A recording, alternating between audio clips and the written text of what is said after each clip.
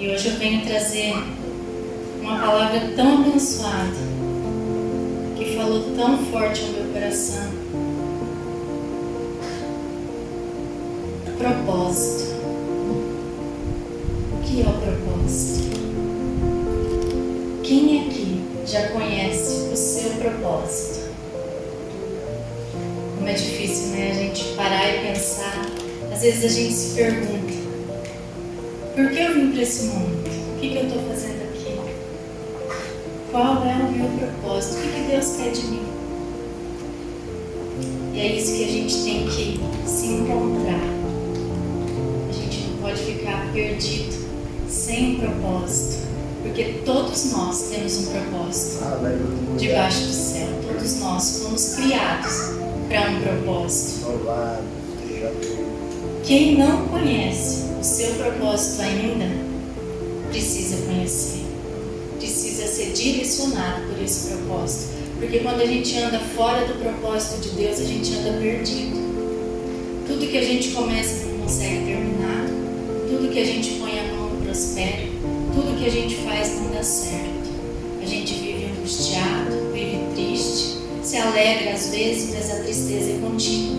É um vazio dentro do coração. E eu venho falar principalmente para as mulheres. Todas nós temos um propósito.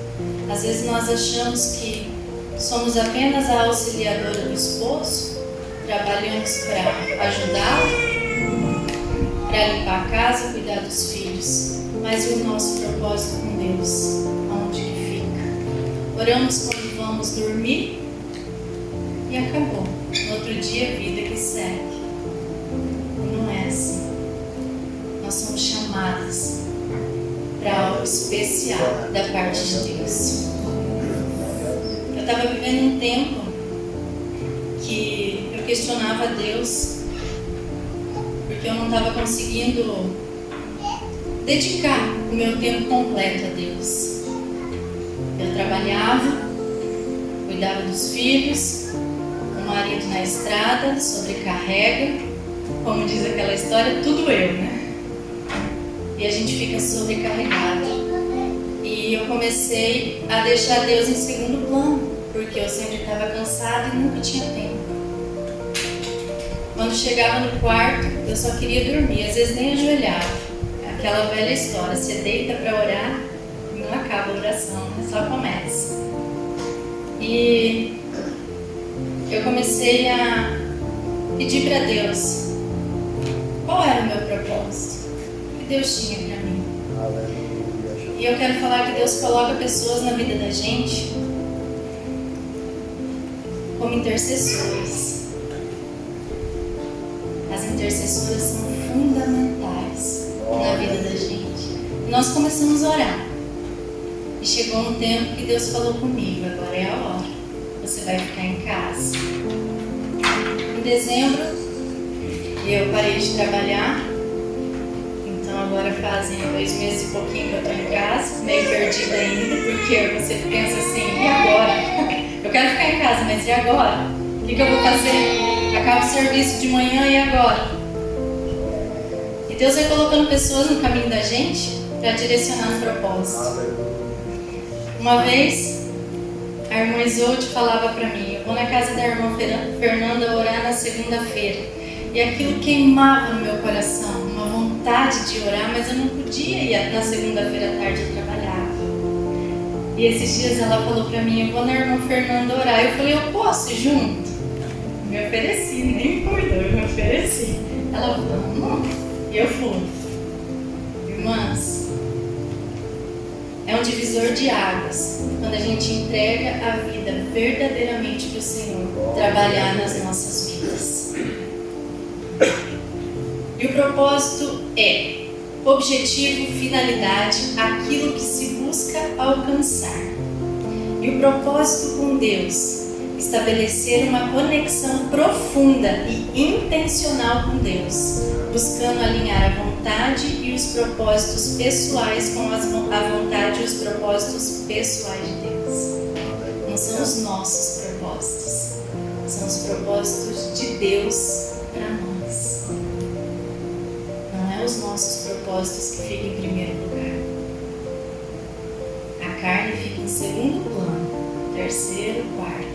Mas o propósito de Deus vem em primeiro lugar na sua vida. Porque quando nós nos alinhamos ao propósito de Deus, as outras coisas não interessam mais. Porque Deus é tão tremendo que Ele preenche todas as lacunas da nossa vida. E assim foi com a vida de Esther. Esther era uma menina órfã. Todo mundo conhece a história de Esther? Amém? Amém. Esther era uma menina órfã que foi criada pelo seu primo Mardoqueu, ou Mordecai em algumas traduções. Ela era judia. E eles moravam na Pérsia, eles foram exilados. E essa menina cresceu ali e o rei precisou de outra esposa. Reuniram todas as meninas bonitas do rei, levaram para o palácio para elas serem preparadas para o rei escolher uma. E Esther sempre foi formosa. Eu vou resumir a história para dar tempo da gente falar sobre tudo. E Esther foi escolhida a rainha, a nova rainha da Pérsia, junto com o rei Assuero. Só que nada disso acontece por acaso. O primo dela falou que não era para ela se identificar como judia. Não era para ela falar a descendência dela. Para ela ficar quieta. Se ninguém perguntasse, deixa assim, tá tudo certo. E Deus faz as coisas tão perfeitas que às vezes a gente não entende. A gente vive numa confusão de pensamento, uma confusão de espírito, porque está fora do propósito de Deus. Quando a gente se alinha, a gente entende. Ela não questionou nada, ela simplesmente foi fazer o que era para ela fazer. E ela se tornou rainha por um propósito, para libertar o povo judeu. Ela foi um divisor de águas na vida do povo judeu. Quero ler alguns versículos, começando no livro de Esther, capítulo 3, versículo 1, 8 e 9.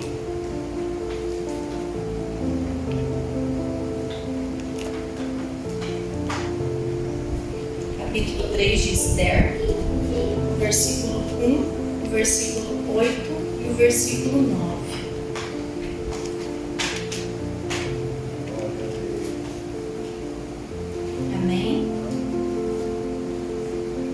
Depois dessas coisas, o rei Assuero engrandeceu a Amã, filho de Amedata, a Gagita, e o exaltou, e pôs o seu lugar acima de todos os príncipes que estavam com ele. No 8. E Amã disse ao rei Assuero: existe espalhado e dividido entre os povos em todas as províncias do teu reino um povo, cujas leis são diferentes das leis de todos os povos, e que não cumpre as leis do rei, pelo que não convém ao rei deixá-lo ficar. Se bem parecer ao rei, escreva-se que os matem, e eu porei nas mãos dos que fizerem a obra 10.000 talentos de prata, para que entrem nos tesouros do rei.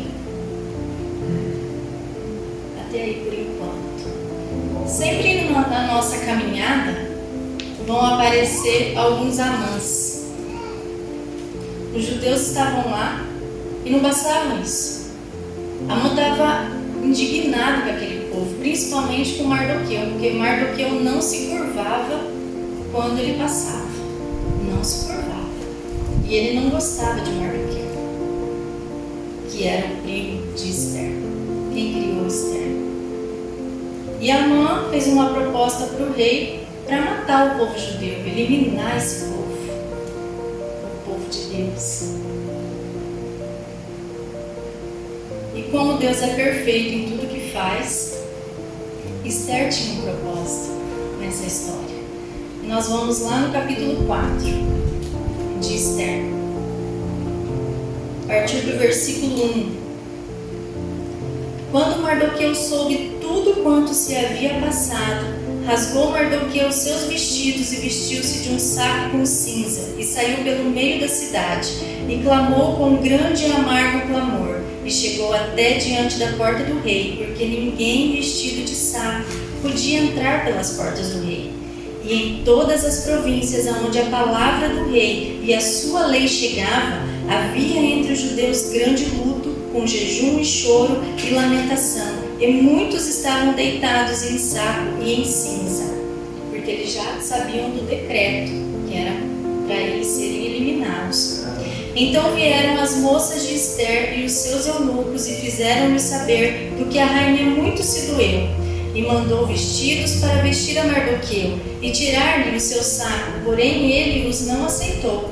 Então Ester chamou a Ataque, um dos eunucos do rei, que este tinha posto na presença dela, e deu-lhe mandado para Mardoqueu para saber que era aquilo e para quê.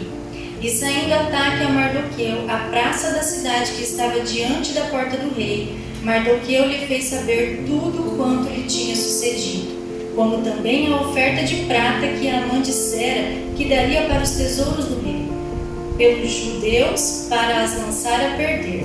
Também lhe deu a cópia da lei escrita que se publicasse em Susã, para os destruir, para a mostrar a Ester e lhe a fazer saber, e para lhe ordenar que fosse ter com o rei e lhe pedisse e suplicasse na presença do seu povo. Veio, pois, Ataque e fez saber Ester as palavras de Mardoqueu. Então disse Ester a Ataque e mandou-lhe dizer a Mardoqueu: todos os servos do rei e o povo das províncias do rei bem sabem que todo homem ou mulher que entrar ao rei no pátio interior sem ser chamado, não há senão uma sentença de morte, salvo se o rei estender para ele o cetro de ouro, para que viva. E eu, estes 30 dias, não sou chamada para entrar ao rei. Imagina a situação de Ester, vamos fazer uma pausa aqui. A situação de Ester, ela tinha que entrar na presença do rei, mas se não fosse convidada, ela entrasse e o rei não erguesse o cetro para ela, a sentença era de morte. Imagine o medo, imagine como estava o coração dessa mulher, sabendo que se ela entrasse na presença do rei sem ser convidada, ela poderia morrer, mesmo antes de ajudar seu povo. Continuando, no versículo 12. E fizeram saber a Mardoqueu as palavras de Ester. Então disse Mardoqueu que tornassem a dizer a Ester: não imagines em teu ânimo que escaparás na casa do rei, mais do que todos os outros judeus. Porque se de todo te calares nesse tempo, socorro e livramento de outra parte virá para os judeus. Mas tu e a casa de teu pai perecereis. E quem sabe se para tal tempo como este chegastes a este reino? Então disse Ester que tornassem a dizer a Mardoqueu: vai, ajunta todos os judeus que se acharem em Susã e jejuai por mim, e não comais nem bebais por 3 dias, nem de dia nem de noite. E eu e as minhas moças também assim jejuaremos, e assim irei ter com o rei, ainda que não é segundo a lei, e perecendo, pereço. Então Mardoqueu foi e fez conforme a tudo quanto Ester lhe ordenou. Eu quero frisar o versículo 14, quero ler ele em outra versão. Pois se você ficar calada nesta hora, socorro e livramento surgirão de outra parte para os judeus, mas você e a família de seu pai morrerão. Quem sabe se não foi para um momento como este que chegou à posição de rainha? Propósito. Nesse momento ela viria à tona o seu propósito. Por que ela foi chamada? Por que ela foi colocada naquele reino? Quem era a rainha Ester? Era a salvadora do povo. E olha só no versículo 16, a dependência de Deus. Aqui em nenhum momento fala o nome de Deus, mas a gente consegue identificar a dependência de Deus na vida de Ester. Ela pediu para convocar todo o povo judeu para orar e jejuar. olha como as intercessoras, os intercessores são importantes na vida. Imagine uma batalha tamanha como essa, ela teria que lutar sozinha. É uma batalha espiritual. Batalha espiritual, a gente vence com jejum e oração. E se a gente tem intercessores pelas nossas vidas, a batalha se torna mais fácil. A batalha se torna mais leve, porque você sabe em quem você vai se apoiar. Se hoje eu estou fraco, não, a minha amiga está forte. A minha irmã hoje vai orar por mim. Hoje eu vou só me colocar aos pés do Senhor e elas vão orar por mim. Só que a intercessão é uma troca. Hoje eu oro por você, amanhã você ora por mim. Não é só, irmã, ora por mim que eu estou precisando. Desliga o telefone, vida que segue, e a irmã que lute orar sozinha. Não. Intercessão é uma troca. É uma troca espiritual, é uma troca de oração. É uma luta que se trava em grupo. Eu queria que vocês se levantassem, por favor. A irmã Isolde, a irmã Fernanda e a irmã Claudete. Essas são bênçãos na minha vida. Grandes bênçãos na minha vida. Mulheres de Deus. Mulheres que intercedemos juntas, que oramos juntas, que choramos juntas. Obrigada, Deus abençoe. Mulheres que enfrentam batalhas juntas. Hoje uma está fraca, a outra está forte. E Esther convocou as suas moças e todo o povo judeu para orar junto. Imagina a vida do pastor, sua esposa, à frente de uma igreja. Quanta batalha espiritual. Não é um irmão que vem pedir oração. São todos. São todos. Se a igreja não tem um grupo de intercessão pela vida deles, vai enfraquecendo, vai enfraquecendo, vai enfraquecendo. O mundo espiritual precisa ter intercessores, ajudadoras. E o propósito é isso. O propósito nos faz vencer o medo. Irmãs, eu tinha tanta vergonha que quando eu era pequena eu fazia xixi na sala de aula porque eu tinha vergonha de pedir para ir no banheiro. Eu tinha vergonha de tudo. Hoje aqui, eu estar no altar é uma superação. Superação de medo. Por quê? Descoberta de propósito. Porque o inimigo vai colocando tanta coisa na tua cabeça que você não é capaz, que você não pode, que você não vai conseguir, que você vai se afastando do seu propósito. Mas eu não sei qual é o meu propósito. Então comece a colocar o teu joelho no chão e comece a pedir para Deus discernimento de qual é o teu propósito. Irmãos, todos os propósitos são valorosos. Todos. Não existe classe de eu sou mais, eu sou menos, enfim. Todos os propósitos no reino de Deus têm valor. Todos. Desde a pessoa que limpa até o pastor. Todos têm valor e todos têm que ser respeitados. Para a gente viver o propósito, o primeiro passo é sair da nossa zona de conforto. Porque o povo que gosta de ficar na zona de conforto é nós, né? Chega em casa, Netflix, perna para cima, agora tem aquele sofá que puxa, estica as pernas, ai que delícia! Zona de conforto total. E oração, depois que terminar o filme. Depois que terminar o filme, não aguenta ficar com o olho aberto. Saia da zona de conforto. Saia. Eu tenho uma dificuldade de orar na madrugada, porque se eu deixar, eu tomo. E outro dia Deus me incomodou tanto. Nós íamos orar aqui na quarta-feira com as irmãs. E na madrugada da quarta para quinta, Deus me incomodou para levantar para orar. Eu falei, tá bom, eu vou. Estava orando, orei, me deitei. E Deus falando comigo, Deus falando, eu falei, peraí, deixa eu pegar um caderno que eu vou anotar. Senão no outro dia eu já esqueci tudo, porque a gente está com sono, você esquece tudo que Deus falou. E agora eu vou falar para vocês o que Deus falou para mim nessa madrugada. Ande com mulheres que tenham o mesmo propósito e que acreditem verdadeiramente em Deus. mulheres valorosas. Cuidado com quem vocês amam. E não façam pré-julgamento. Olha para a pessoa, mulher tem esse defeito, né? A gente olha de baixo em cima e já classifica. É fulana, é ciclana. Ah, essa daí é... Não façam pré-julgamento. Conheçam a vida espiritual da pessoa. Às vezes Deus coloca a pessoa no teu caminho, não é para ela ser sua intercessora, mas é para você ser a dela. Observem os mínimos detalhes das pessoas que estão em sua volta. Ande com mulheres intercessoras que entram em batalha espiritual por você e você por elas.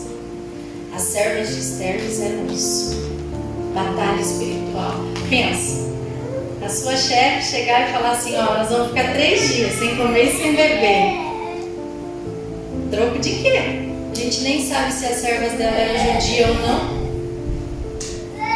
Pensa, 3 dias sem comer e sem beber, entrar numa batalha espiritual. Você tem que ter propósito. Deus só coloca pessoas na sua vida com o mesmo propósito, mas você tem que enxergar os detalhes. Às vezes você se afasta de uma pessoa por causa de uma coisinha, e é aquela pessoa que você tem que ter do teu lado. Cuidado com as tuas decisões. Cuidado, porque a nossa alma, os nossos pensamentos, eles são falhos. Nós temos que olhar pelo lado espiritual. Se tem dúvida, vai orar. Vai orar que Deus vai tirar essa dúvida do teu coração. Reconheça e valorize a autoridade que sua irmã carrega em Cristo. Às vezes você olha para a irmãzinha e não dá nada. Ai, ela é aquela sapatinho de fogo. Aquela que ora com unção. Aquela que tem todo o poder de Deus. E você passa por ela e às vezes nem a paz do Senhor você não fala. Valorize quem está do teu lado. Quando nos posicionamos, alguns amãs se levantam contra nós, mas não desanimem, porque Amã morreu na mesma forca que ele mandou preparar para Mardoqueu. Amã mandou preparar uma forca na própria casa. A esposa dele aguçou ele para fazer uma forca para enforcar Mardoqueu, de tanto que ele odiava Mardoqueu, e ele morreu naquela própria forca. O diabo prepara pessoas no teu caminho para desviar você do teu propósito. Para ficar enchendo a tua cabeça. Aquela não presta, aquela fulana de tal é isso, fofoca, intriga. Fujam das fofocas. Igreja não pode ter fofoca. Mulher não pode ser fofoqueira. Falem só coisa que agreguem valores. Irmãos, eu sou líder das mulheres lá na minha igreja e é muito difícil quando a gente tem reunião de mulheres, as irmãs sabem. Cada uma tem uma opinião, cada uma quer uma coisa, cada uma quer decidir uma coisa. E tem aquele espírito que quer se aparecer mais que a outra. Eu quero fazer, eu quero acontecer e na hora de fazer não faz nada. Parem com isso. Porque Deus enxerga quem faz o pouco e quem faz o bastante. O valor é o mesmo. Parem de querer ficar abraçando o mundo que não vai conseguir. Faz o que Deus te mandar fazer, não o que você quer fazer. Esse é o propósito. Só o direcionamento de Deus. Não saia da posição que Deus te colocou. Isso é muito importante. Se Deus te chamou para ministrar, você vai ministrar. Se Deus te chamou para louvar, você vai louvar. Se Deus te chamou para pastorear, você vai pastorear. Se Deus te chamou para intercessora, seja intercessora. Se Deus te chamou para limpar, você vai limpar. Faça tudo com amor. Tudo. Tudo com amor. E não saia do lugar que Deus te colocou. Ah, estou passando por prova. Por quê? Por que nós estamos passando por prova? Será que nós estamos desviando do nosso propósito? Será que nós estamos focados no nosso propósito? Ou será que nós entendemos o nosso propósito errado? Qual é o nosso propósito? Quem aqui já sabe quem é o seu propósito? Eu irmãos vão ter que orar. Senhor, misericórdia, pastor, tenho que orar. Quando nos posicionamos no nosso propósito, Deus nos coloca no lugar certo, com as pessoas certas. Ele nos dá as estratégias e abre os caminhos. Ele abre os caminhos. Pessoa certa, lugar certo, hora certa. Não é coincidência, é propósito, é direção. Seja como Esther, foque no propósito, mesmo que as circunstâncias digam que não. Mesmo que levante pessoas e fale assim, não, você não foi chamado para isso.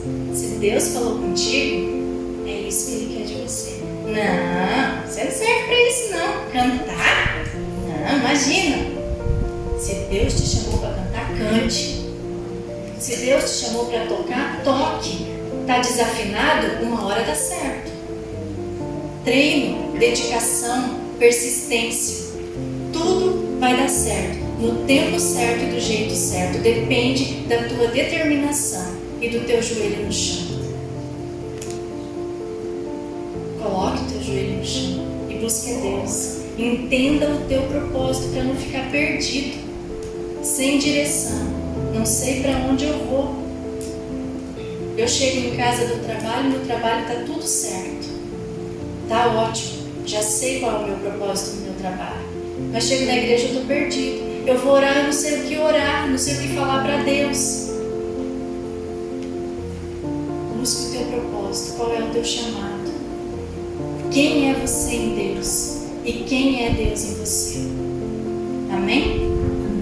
Amém. Todos entenderam o recado? Vamos orar? Eu quero voltar a próxima vez, todo mundo levantar a mão, entender o propósito em nome de Jesus. O altar vai estar cheio, mulheres servindo, mulheres adorando, mulheres louvando, mulheres abraçando, derramando unção na vida da outra, porque abraço tem unção, abraço de Deus tem unção, não precisa palavra. Se Deus mandou, abraça. Eu tenho uma dificuldade para abraçar, porque eu tenho vergonha, mas Deus me usa no abraço. Vai lá e abraça, mas como que eu vou chegar lá para a pessoa nunca vir? Mas vai lá e abraça. É um abraço, é um sorriso, um até logo, um volte sempre. Deus te ama. Esse também é propósito. Quando a gente fala em propósito, não pensa em coisas grandes, não. Porque você vai começar do pouco. Ninguém nasce pastor e já está no altar pregando a palavra, né, pastor? É um processo. Se você tem chamado de pastor, vai estudar a palavra.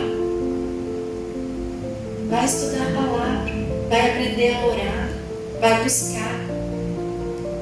É isso que Deus quer de nós. Nós estamos num tempo que precisamos marchar em direção a Deus. Nós estamos num tempo, como a irmã Fernanda falou, de unidade. Não é eu aqui e você ali, não, é todos nós juntos. Não temos diferença. É todos nós juntos pela mesma causa, pelo mesmo motivo. A glória de Deus. Não tem divisão, a igreja não pode ter divisão. É todos num só propósito. Se cair um copo de água no chão, a irmã que limpa não está, junta o copo de água. Junta a sujeira. O pastor precisa de um copo de água, vem trazer. Não precisa ser o obreiro que vem trazer. Presta atenção nos sinais. Presta atenção nos detalhes. Que Deus vai nos abençoar grandemente. E quando a gente descobrir o nosso propósito, as coisas vão fluir. Os amãs vão se levantar, mas são derrotados em nome de Jesus. Fiquem de pé, eu quero fazer uma oração com vocês.